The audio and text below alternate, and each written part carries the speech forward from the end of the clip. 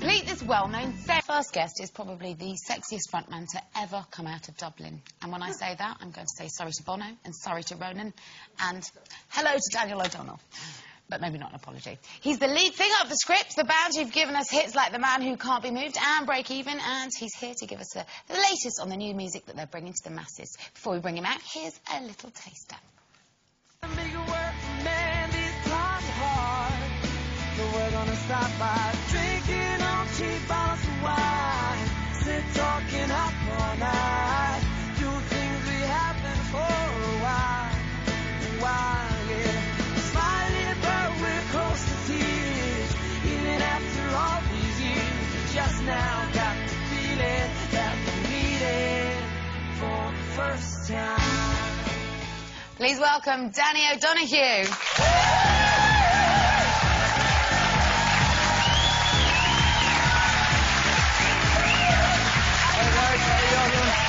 How are you?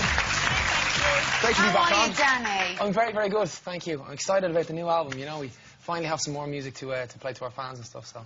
Oh, you are an eager beaver today, aren't you? I am, yeah, very, very eager. Yeah. Look at me, so grinning. That was one hell of an intro, so I appreciate that, thank you. That's all right. I'll give you the money later, yeah. No, you're very welcome. Well, we just saw, for the first time now, with the new single, and the lady in that video... She's Bono's daughter, isn't she? Yeah, Eve Hewson. Yeah. We had the amazing pleasure to have her star in a 6-minute short that we shot to illustrate two people going through the recession. You know, we wanted to shoot a 6-minute short to basically explain the story of how hard times are for people. And Eve's showreel came across our desk. And we were just like, wow, she's an incredible actress. And then found out, obviously, through her namesake, whose daughter she was. And it just seemed to fit perfectly. Oh, so you didn't know when you cast her that she was Bono's daughter? No, just came across. And the director had said, you know, I came across this girl. She's after shooting a new Sean Penn movie. And we had a look and it was like, she's perfect for the part. You know, dark hair. You know, like yourself, Colleen. Dark hair, looks very, very Irish. I don't remember you phoning me for the video. I didn't get a call back. We did before. I sent me showreel in it. Too big now, are you? Now, does Bono know your history with the women that end up in your music videos? Because isn't your girlfriend? Yeah, somebody that you met when she starred in one of your music videos. Yeah, there she is. Wow. Oh, yeah. Look at her gorgeous. I've got to say, you don't go for plain Janes, do you? Well, you know, when someone like that comes across your table, you know. Across your table? Blimey, that's an audition. Yeah, sorry, I didn't mean it. I didn't mean like that. You know what I'm saying? Come on, girls, please.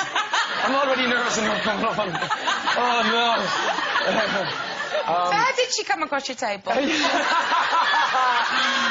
Oh, here we go. Drink of water. Nice one. No, well, you know... All red now, you see. Better than the white I came on. We shot Break Even, the video, and Irma was cast in the video. We fell in love over the course of the day, you know. To be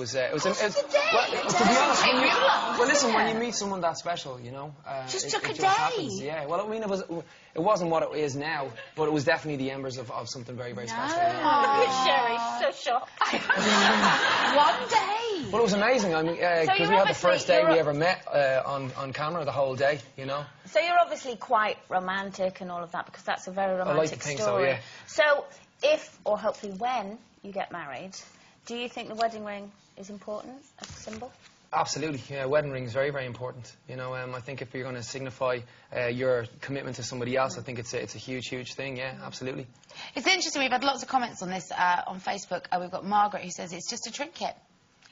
People buy better wedding rings all the time, for example, when their finances improve. So if you marry poor and you end up rich, you trade them in for a bit of better bling. Don't. I've heard the same. I really have heard the same. But I think, you know, no matter if it's something somebody's made themselves and it goes on the finger, it should stay on for life, because it's the sentiment behind it that really means it. Does your ring have any significance? Yeah, actually, my girlfriend got me that at Christmas time. But it's not on that finger, but it's on that one, yeah. But I mean, it really does. It means a lot to me. So if you lost that, you'd be devastated. I'd be good, yeah. Yeah, I'd be good. Yeah. Well, Rosemary on Facebook says she was widowed 15 years ago and she will never remove her ring. It means that much to her. So yeah, it's very personal to some people and really not that important to others. So now the Bono thing, you see, is your paths kind of keep surreptitiously crossing, don't they?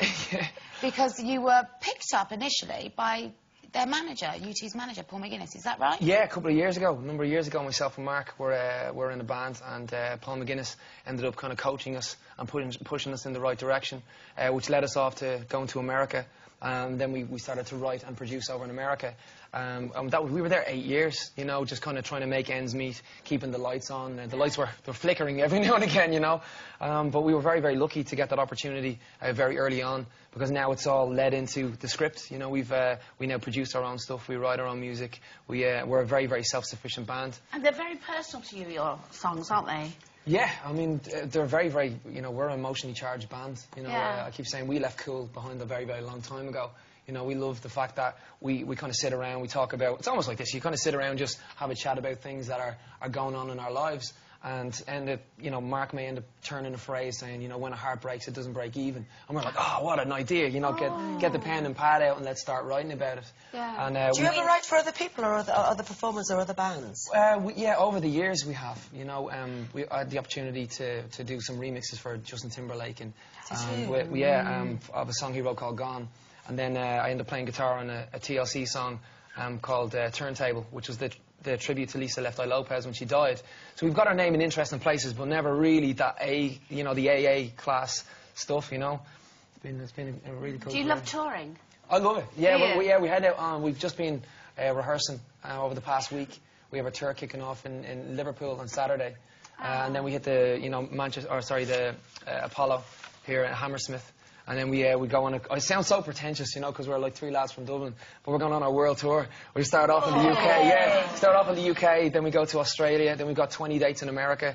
Break Even now is hitting 2 million sales in America as well, so we're just sitting there going. And you've got the new album out on, well, it's Monday week, isn't it? September 13th. Monday week, yeah. The single was out on Monday as well, so. Science and Faith. And Science and very Faith. best of luck. I hope we haven't scared you too much. No, you're all right. You know, I've got a big family. There's a lot of girls in my family too, so this is actually just like coming down having breakfast, getting a grilling at home. Yeah, absolutely. Yeah, please say it's like hanging out with your sisters and not like hanging out with your nan and her friends, all right? Ladies and gentlemen, let's hear it for Danny. Thank you.